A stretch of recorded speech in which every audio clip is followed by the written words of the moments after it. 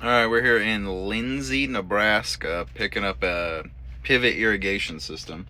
They give you this fancy little map on how to tie down. Let me flip this around here. They give us this fancy little map where you go and wait, and then you go and wait, and then you go through and wait, and then you wait, and then you wait.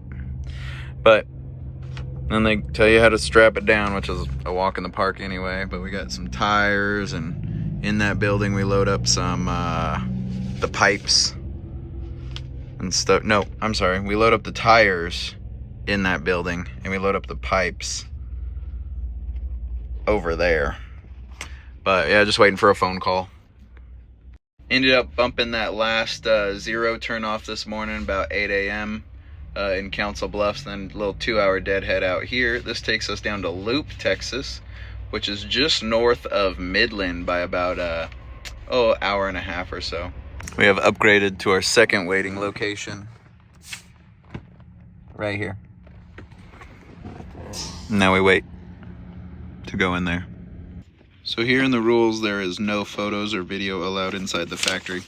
So we have moved inside the truck loading aisle, and we are waiting to get loaded now. Alright, I didn't film much of this load, but it's a pivot irrigation system. Got a few boxes of goods, pipes, tires, pallet, some metal. Gonna move, but yeah, a lot of just random pipes. Strap over the tires, strap over these pipes, a couple straps over the very top. They have 20-foot pieces up top, which I wasn't happy about, because then I had to like secure it, and I don't like bowing stuff like this, like with tension down, so I did a belly strap, cross strap thing right there. Be a pallet of the motors, and yeah, tires and stuff, and metal all thrown out. I was a little pissed off at how they loaded it. I think they did a very shitty job loading it. They should have put, there's 3 boxes there. They should have put one up front, one somewhere in the middle, and one at the end, so you could have support holding that top piece that's up there that's only 20 feet, and then you could literally tuck everything in between with the length of this stuff. But it is what it is. Time to bump it off for these guys. They got the telehandler running, and start by unstrapping the top pipes so they could get to that while I bump off the rest. But down here in Loop, Texas, southwest of Lubbock, really ain't much out here. It was a little like 4-house town. Alright, we're here at PPG loading up with some paint for Wyoming. Sorry I got such a freaking glare. I think I cracked my screen protector, and it throws that weird like glare you could all see right here. But anyway, loading up with some road paint for Wyoming. Hoping to stop by the house and throw that fender back on. Alright, here's our load of paint. We have 12 totes. It's 6 on each side, right? They're about 3,800 pounds each. So what is that together? 3,800 pounds each, 7,600 2 totes. And you have to secure 50% of that. Now they're braced front and rear. Like all these middle ones, they only get one strap because you need to cover 50%. So 50% is 7,600. 3,800. That strap is worth 5,400 pound working load limit. And it's also braced from going backwards and forwards because these 4 totes are in between. So anyway, on the rear and the front, you always need 2 to brace it from rearward movement and forward movement. That's like the rule, unless it's braced by a headboard. So what I did on these totes, I normally don't X-strap the back, but I X-strap the back on these ones because they had these sweet little notches. You see those notches up there? So I X-strap the back. Now when you're doing an X-strap, always start with the hook on the low side, because then when you have it come up and over, you need to tighten the winch side. It needs to be the long side, or else like you'll never get, if this was the winch side on the short down here, it'd never really pull the other side. I don't know if that makes sense, but that's how you need to do an X-strap. So anyway, we have X-strap front and rear. It just started raining pretty good, so I'm gonna try and get out of here quick. But X-strap front and rear, that covers us on 2 up front. I also have 1 over the middle because I'm extra, and securement does you no good in the headache rack. And that's the load. Going to Rock Springs, Wyoming, some white paint. All right, let's skedaddle. Alright, so there is a chance that this load of paint for Wyoming DOT will go to repainting the roads where the accident was through the tunnels. That's kind of cool. Not really, but kind of.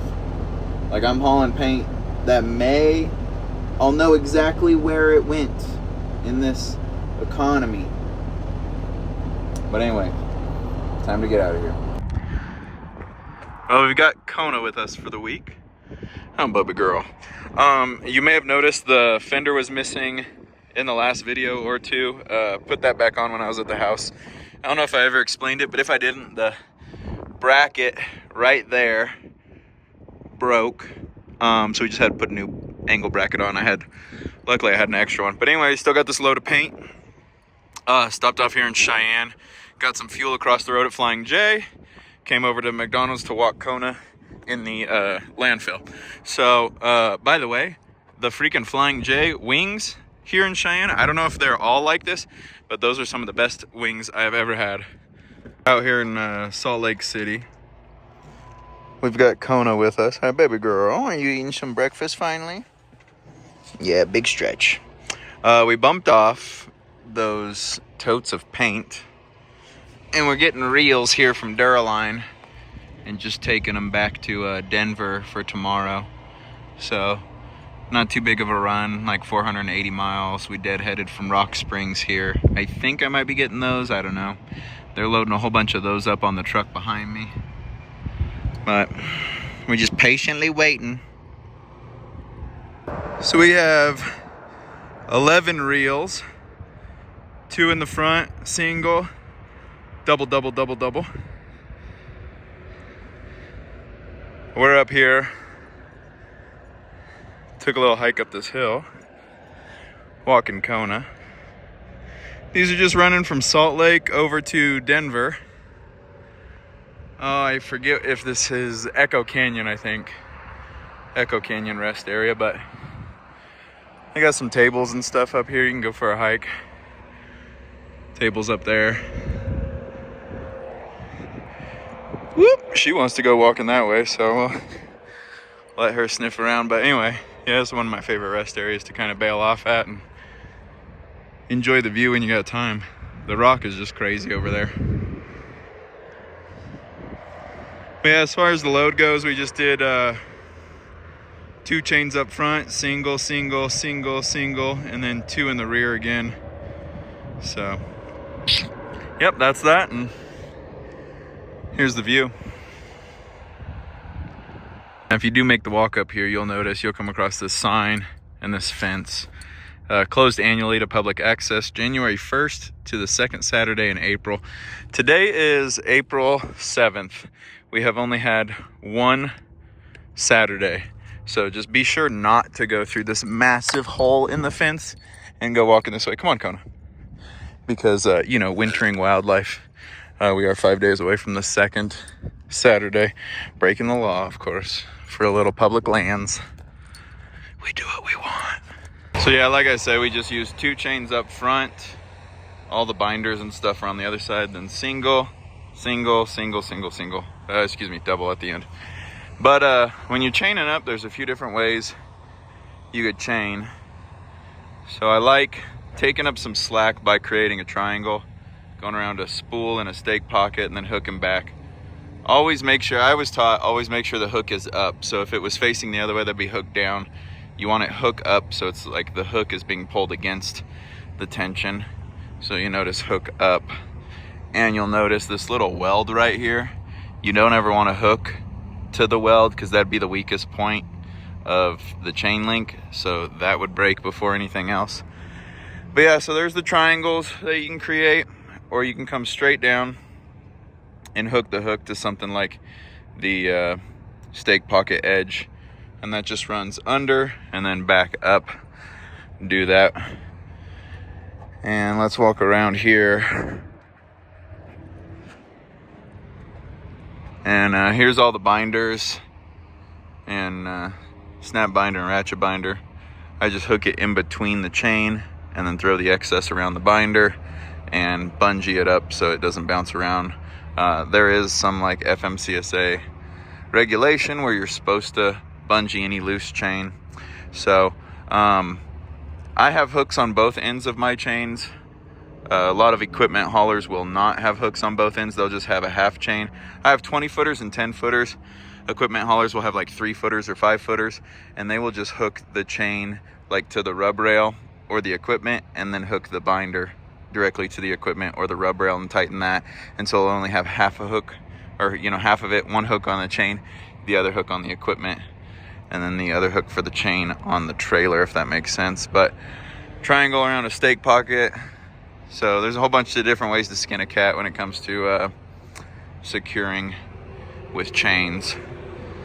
Chains are nice. They don't really get loose. So it's kind of a one and done. You don't have to check it so much.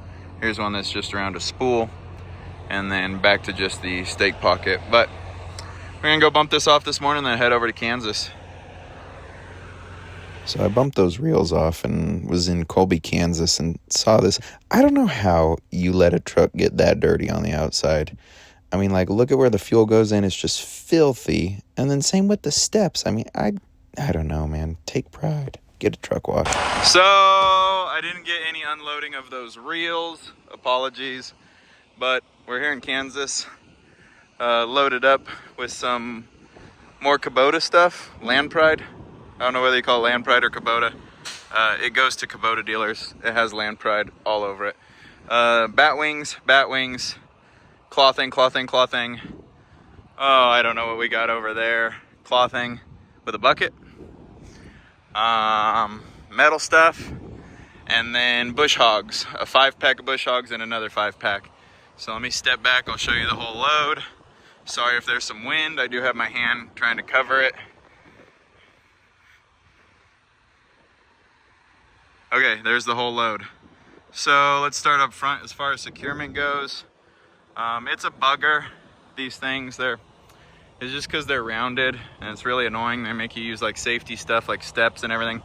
But we have X straps on these units, and then they want you to have a chain over this gearbox. So both of those are the same. There's also another chain straight down on the other side. I'll show you. Straps over the crates, and remember when you do crates, you go for the strong spot like the corners. Bat wings are very simple. They have chain points right here. So I just run down. So this one's pulling back, and binder right there. This one is kind of pulling forward, and snap binder right here. Can't reach those blades, but it is what it is. Same deal. Ratcheting binder. These are pulling back. These are pulling forward. And here's the hook points on the rear of the bat wings. So let's come around here. Remember, always put your hooks up. Let me get the hook up, homie, right? And then we don't clip in to where the weld is. All right, hook up. And oh yeah. So anyway, the back of the bat wings, these are the hook points, the tie down points. It's always nice when the equipment has good tie down points like this. So and once again, let me get the hook up. You guys see what I mean by that? All right. That's just how I was taught. That's what I do. I don't know. Keeps the tension on it. Hook is up. And here is the little, on the bush hogs where the blade spins, they want you to run a chain straight down from there. But anyway, that's that. There's Kona. She just got to go out running for about 15-20 minutes. So time to get out of here. Just stepped off of this rest area here in Oklahoma. Once you cross the state line, it's about, I don't know, 4 or 5 miles south of the way station. Anyway, there's like people in there, the information desk. They got tourism clothes for sale and stuff like that. But some pretzels, no real snacks. I didn't look for a vending machine or anything. Anyway, time to do a load check. And it sucks. I want a Conestoga after I'm still paying on this trailer. I only got like, I don't know, a couple grand left. It's paid off in October. But, it's tight enough. This trailer's paid off in October.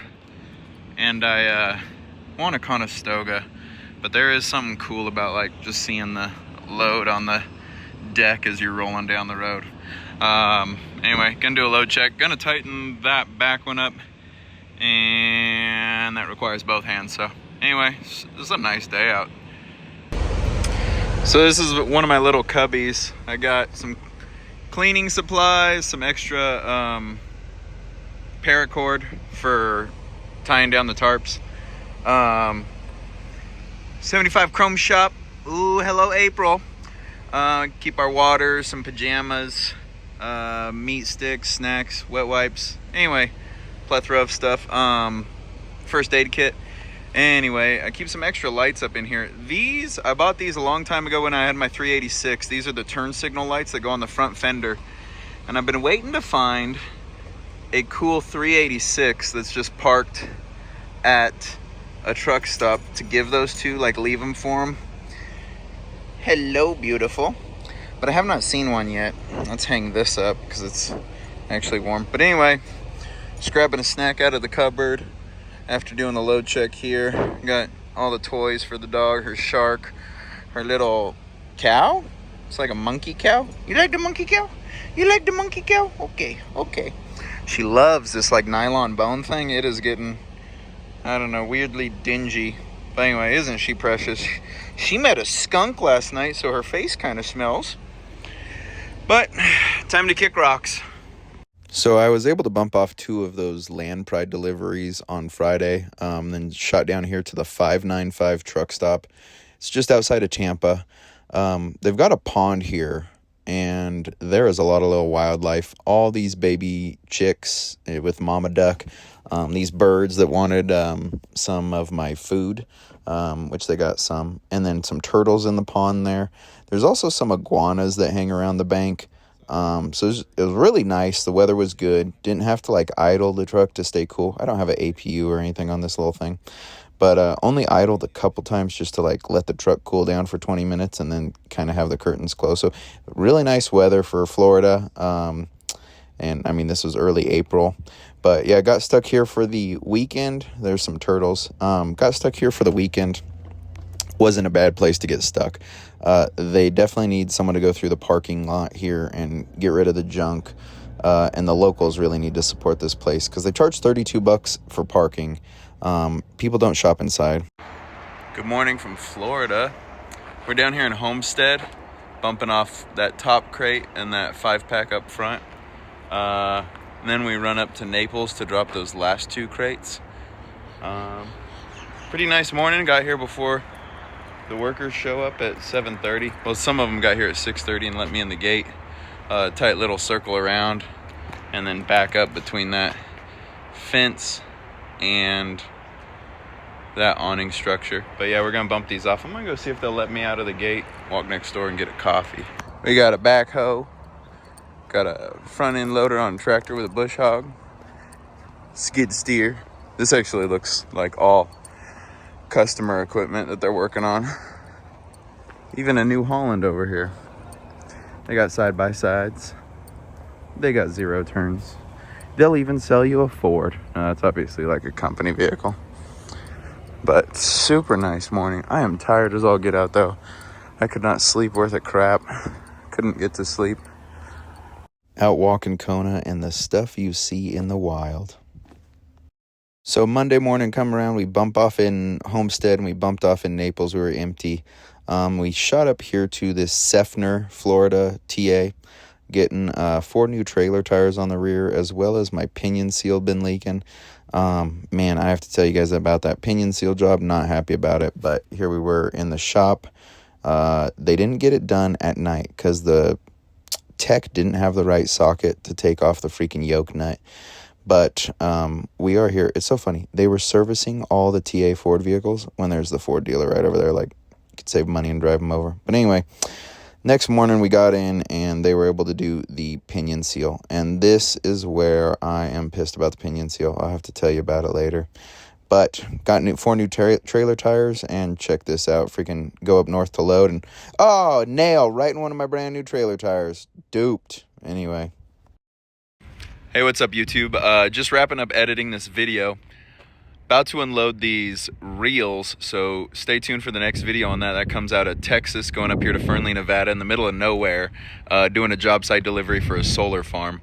But wanted to show you guys the pinion seal thing that I'm talking about. So let me flip this around and I'll go over that. So I did get 4 new tires on the rear of the trailer. Those are Continentals, and you did see a screw in one. Luckily it didn't puncture all the way, so that was holding air. I didn't have to get it patched.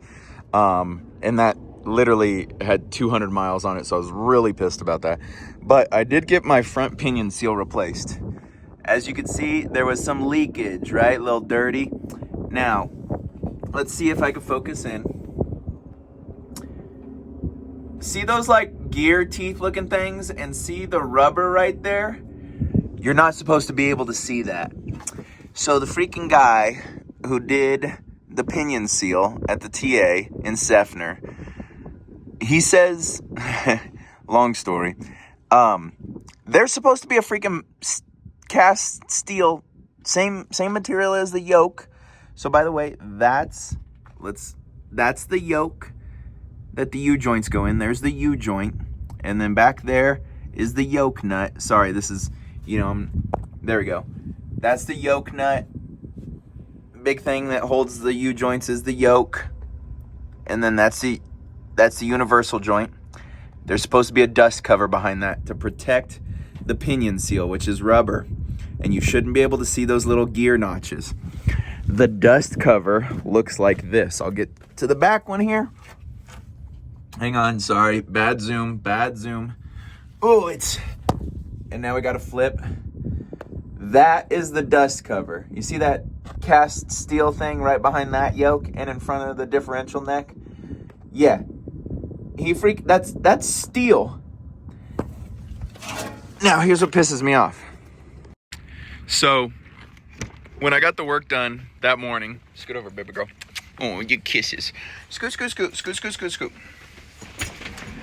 So when I got that work done, I looked under there and I was like, that doesn't look normal. Thank you for the kisses. I was like, that doesn't look normal. Like, that's not how it looked before. But I was like, well, maybe is it because he wiped grease away? And, is that why? Maybe it's a different style of pinion seal. And I just couldn't put my thumb on why it looked different. And I get on up the road from Seffner. I go north to like the Florida-Georgia line in Sanderson to load. And I'm looking at it again, and it's wet. 200 miles on it. It's still wet and leaking. And I'm like, what the heck? So I'm like really thinking and looking around, and that's when it hits me. That dust cover was missing. So I call them, and I'm like, yes, I know, we're very upset about the dust cover. So she is bored waiting here. So I call that TA. I'm like, hey man, hey, he forgot to put the dust cover on. And I sent him pictures, and he's like, yeah, he didn't note it in his little TA notes or whatever in the computer. So I'm like, how are we going to handle this? And he's like, that tech's not working today. He's not working tomorrow either. Call me back the following day. And I was hoping that maybe he just set it to the side and forgot to put it back on. And so I call 2 days later, text there. I say, hey, can you ask him to check around the shop to see if he has that dust cover that he left laying around? Like, realize, oh shoot, I forgot this. Let me hang on to it in case the guy comes back. So they get a hold of the tech, and I'm on hold, and he's like, man, he said that thing came apart in pieces.